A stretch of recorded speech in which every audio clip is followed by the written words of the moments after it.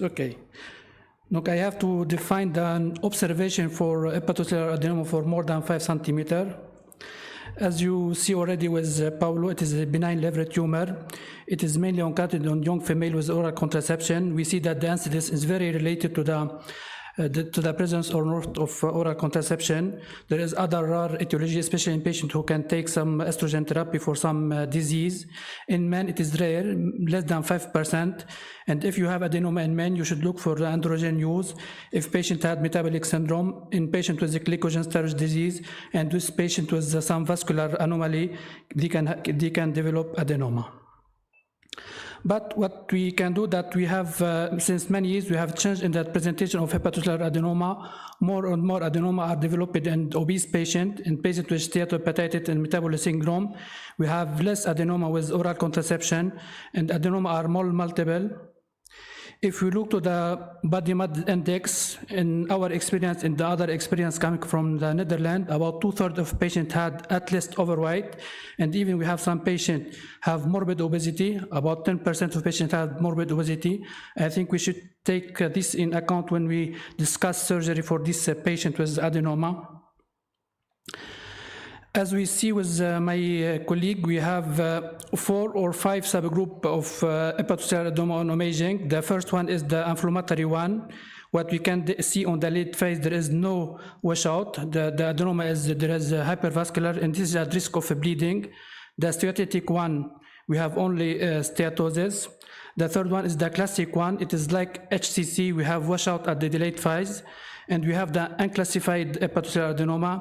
And probably in the future, radiologists can be able to characterize adenoma which are beta-catenin mutation. In the histology, it is very complicated, but if I want to summarize, there is at least 6, 7, or 8 subtypes. The inflammatory one, we know that it is at risk for bleeding. Steatotic one, at low risk of complication. Beta-catenin, we know that there is a 3 mutation. Beta-catenin was exon 3 at the risk of malignancy. Exon 7 and 8, no risk of malignancy. Sonic Hedgehog at risk of bleeding. And the classic or not classified, it is at risk of malignancy.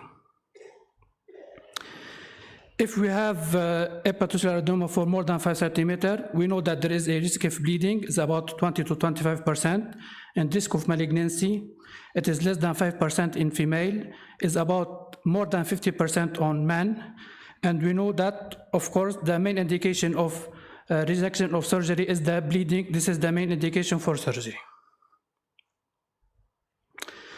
What are the risk factors of bleeding? It is the size, as we see with Paulo, it is more than 5 centimeters. Bleeding is rare in men, it is mainly observed in female, and the inflammatory subtype and Sonic Hedgehog are at risk of malignancy, and there is other some risk factor for bleeding less important than the other one. Of course, I think there is 3 possibilities. If we have adenoma less than 5 centimeters, in this case there is no need for surgery. I take in female, not in male. I think more than 8 centimeters, I think surgery is needed. And in between 5 and 8 centimeters, I think surgery can be avoided in a subgroup of patients. Why? Because with non-surgical treatment, we can downsize the adenoma to less than 5 centimeters. If we can stop oral contraception, we can date some weight loss. Because treatment in some patients is not needed, because we know that the adenoma is at lower risk of complication, like patient with steatotic adenoma. And in some patients, we know the complication can be the treatment. If we can have bleeding, we can have necrosis, and this is the treatment of hepatocellular adenoma. We should be very careful when we have a patient if it is typical or atypical presentation. Typical presentation, it is a female, 30 to 40 years old. We can have slight abnormal liver function test. The alpha-fetoprotein is normal. We have history of oral contraception use. We can have overweight or obesity, no underlying living disease, and we have typical aspect of the imaging and biopsy. We should be very careful for atypical cases. If you have patient 50 years, I can be careful. 20 years should be careful. If you have some vascular disease, abnormal disease, you should be very careful for atypical presentation or if you have some underlying liver disease. Why we can observe or not operate some patient with HCC more than 5 centimeter? Before, I think the risk of bleeding is surestimated. Why? Because in the majority of cases, data come from surgical series or where only complicated in very hemorrhagic cases are treated. Probably we don't have data from patient managed in hepatology unit or an outpatient consultation. I think we have mainly data from surgical unit, and the risk of bleeding is probably surestimated. If we look to this recent, very well done study from Netherlands, they observed patient who had hepatocellular adenoma more than 5 centimeter, and they follow the patient for at least nearly 2 years. And if we look to the risk of bleeding during observation, it was 0, no bleeding. All patients who present with bleeding, it was bleeding at the presentation, but no patient present bleeding during observation. If we look to our experience, we have any decrease in the incidence of bleeding, whatever the period of surgical strategy. We have 56 patients managed from bleeding. If we look to our period of our experience until 2004, the incidence of bleeding was 21%. In this period, we operate the HCC, whatever the size. If we look to the second period, we resect only patients who have more than 5 centimeter, and we still have 21%. And despite in the second period, we know that we do much more better diagnosis.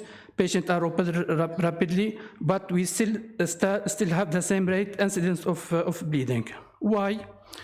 If we look to our data, patient with bleeding hepatocellular adenoma, in 95% of cases, the lesion was unknown before the admission of the patient. This means the bleeding was the first symptom, and only we have many patients we can observe because we're not sure about the diagnosis, or we can wait for we stop the oral contraception and we can wait, and we have only, in our population, only 5% in this population patient present with a bleeding.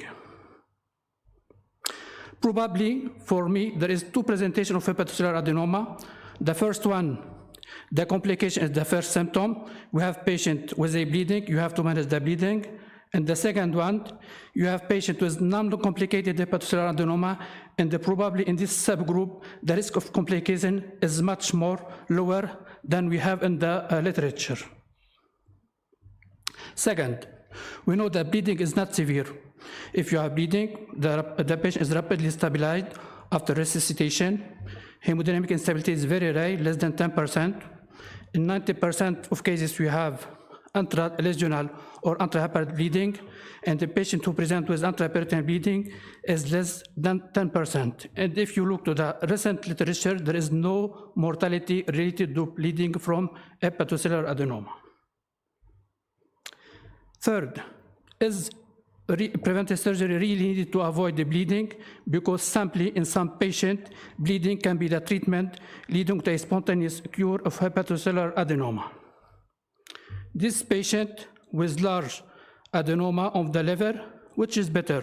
This patient had bleeding leading to spontaneous cure. This patient was not operated, and probably this patient, the bleeding was the treatment, and it was much more easy than to do major liver resection in this young patient, obese patient. With the experience, we changed our strategy for bleeding hepatocellular adenoma. You know, on the first period, we do emergency in this patient, and if we look to the histology, we have not necrosis. In the second period, we adopted the strategy of delayed necrosis. And if we look, we have 30% of complete necrosis on histology. This means that surgery was not needed in this subgroup of patient. For that reason, more and more, we do non-operative strategy in patient with a bleeding hepatocellular adenoma.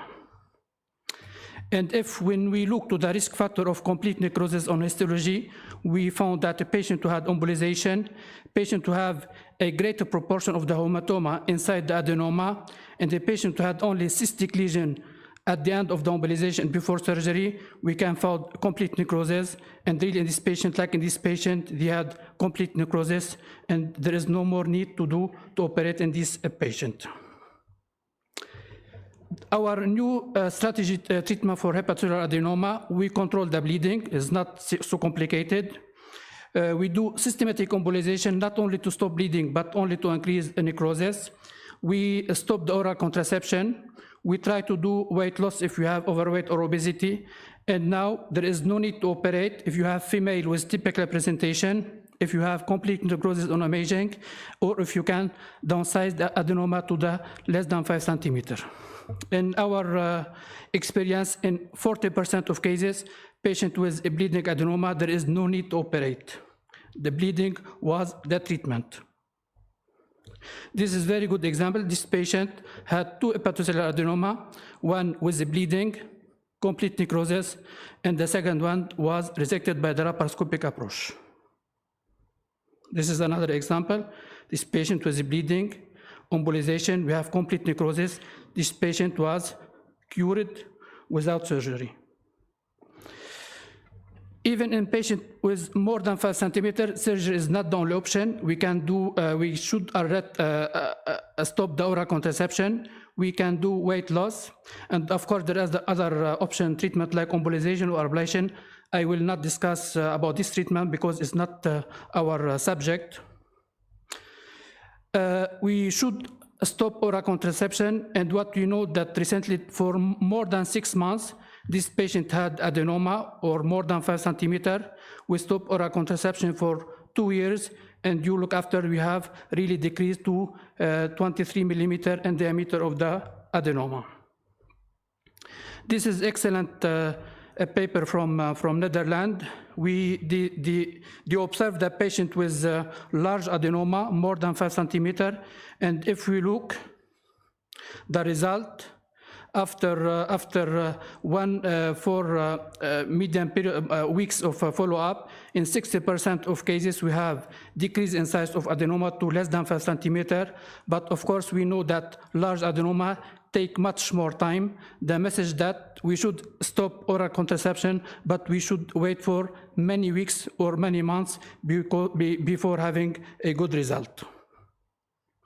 The weight loss, as we mentioned that we have more and more adenoma in patients with obese. I can give you this illustration. This patient was admitted to our department with the bleeding hepatocellular adenoma, multiple other adenoma. She was not taking oral contraception. We started with a strategy of weight loss, and we can see 2 years after, patient had surgical surgery of the obesity, and really we have a significant decrease in the size of hepatocellular adenoma. This is the same.